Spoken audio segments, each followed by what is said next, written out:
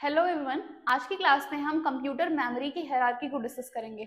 Main और hierarchy के साथ साथ उनके लेवल्स को डिस्कस करेंगे। मेनली 5 लेवल्स होते हैं एंड उसके अलावा हम ये डिस्कस करेंगे सबसे फास्टर कौन सी होती है, सबसे स्लोअर कौन सी होती है।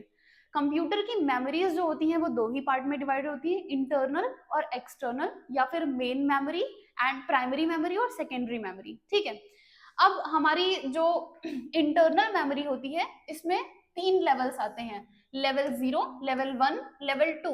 एंड जो आपकी एक्सटर्नल मेमोरी होती है उसमें भी 3 ही लेवल होते हैं, जिसमें लेवल 3 आता है, लेवल 4 आ जाता है एंड लेवल 5 आ जाता है।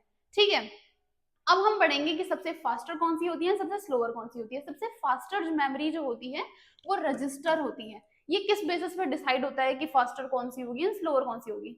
जितनी ज्यादा सीपीयू के करीब होंगी या सीपीयू के अंदर होंगी जो मेमोरीज, ऑब्वियसली उनको डेटा ट्रांसफर करना बहुत इजी होगा, उनको सीपीयू को डेटा देना बहुत इजी होगा।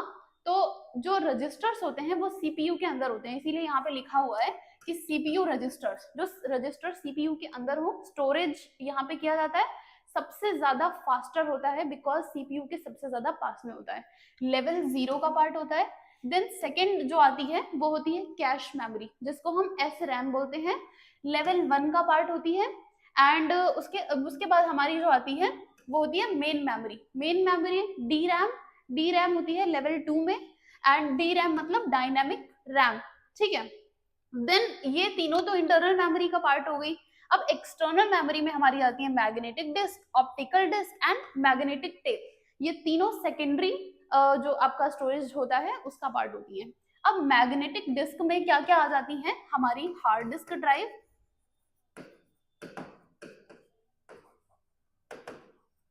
देन आपकी आ जाती है ऑप्टिकल डिस्क जो होती हैं, उसमें आ जाती है हमारी डीवीडी, सीडी एंड ब्लूरे।